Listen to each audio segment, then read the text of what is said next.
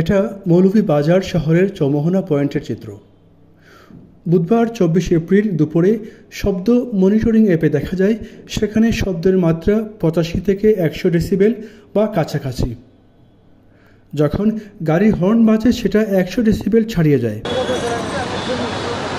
বিশ্ব স্বাস্থ্য সংস্থা 65 ডেসিবেল এর বেশি শব্দ হলে শব্দ দূষণ হিসেবে সংজ্ঞায়িত করে। 75 ডেসিবেলের বেশি হলে সেটা ক্ষতিকর, আর 100 ডেসিবেল হলে সেটা বেদনাদায়ক। ঘুমের সময় 30 ডেসিবেলের বেশি হলে ঘুম ভেঙে যায়। ঠিক এই অবস্থার মধ্যে বুধবার সারা বিশ্বের সাথে মৌলভীবাজারে পালিত হয়েছে আন্তর্জাতিক শব্দ সচেতনতা দিবস। সুস্থ পরিবেশ, স্মার্ট বাংলাদেশ, এই স্লোগানকে সামনে রেখে জেলা প্রশাসনের আয়োজনে র্যালি ও আলোচনা সভা অনুষ্ঠিত হয়। সভাপতিত্ব করেন অতিরিক্ত জেলা প্রশাসক রাজস্ব মোহাম্মদ আব্দুল হক। তিনি বলেন, মানে যেটা আর কি, তো আমরা জাস্ট একটা কম্পেয়ার করার জন্য আর কি, যে আমরা এখন যে কথা বলছি আমরা, এটা আমাদের যে WHO যে গাইডলাইনটা দিয়েছে, আমরা যদি বলি যে 65 ডেসিবেল থেকে উচ্চ শব্দের রূপ সৃষ্টির জন্য দায়ী। আমরা এখন যে কথা বলছি এটা মূলত আমাদেরই ক্ষতি হচ্ছে আর কি। আমি কন্টিনিউয়াসলি মনিটর করছি, আমরা 84, 86 কথা না বলে 60 এর নিচে চলে আসে। দ্যাট মিন্স এইখানে অন্য যে নয়েজ গুলো আছে, ধরেন আমাদের এখানে এয়ার কুলার চলছে অথবা আমাদের নিজেদের মধ্যে হুইসপারিং হলো, অন্য যে নয়েজ সবকিছু মিলে।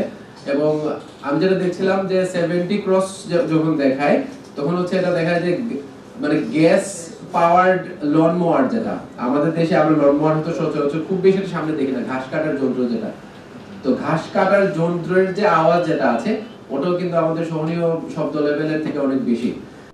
ডাক্তার বর্ণালী দাস বলেন, হর্ন দেওয়ার ব্যাপারটা যেটা, এটা মানে প্রচন্ড জোরে, যখন স্কুল এবং হাসপাতালের সামনে, তো কখনোই আসলে এত জোরে হর্ন বাজানোটা ঠিক না। ইভেন যে অপারেশনের রোগী যারা মাত্র হয়তো অপারেশন করা হয়েছে, তাকে পোস্ট অপারেটিভে দেওয়া হয়েছে, মাত্র শব্দের কারণে তার মধ্যে যে হবে সেক্ষেত্রে কিন্তু তার ব্লিডিং ঝুঁকি বা অনেক ঝুঁকি সেগুলো বেড়ে যেতে পারে। তো এই জিনিসগুলো আমাদের খেয়াল রাখতে হবে। সবারই আসলে কথার মধ্যে এই মূল কথাটা এটাই ছিল।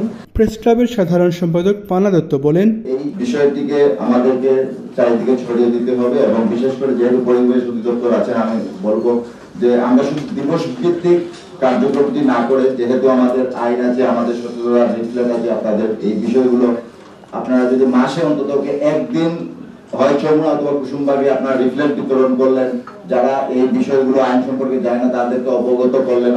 স্বাস্থ্য বিভাগ আছে, তারা যদি আরেকটু মানুষকে বুঝায় আমাদের যে স্বাস্থ্যের যে ক্ষতিগুলো হচ্ছে, মানসিক যে ক্ষতিগুলো হচ্ছে এই বিষয়টা, তাহলেই মনে হয় আমরা আমাদের এই যে আজকের দিনটি পালন করছি তার তাৎপর্যটি মানুষের কাছে পৌঁছে যাবে এবং আমরা যথাযথভাবে হয়তো একটা সময় দূষণমুক্ত হতে পারবো। এবং পরিশেষে এটাই বলবো, একটি স্বাস্থ্যকর পরিবেশের জন্য দূষণমুক্ত পরিবেশ আমরা সবাই মিলে গড়ব।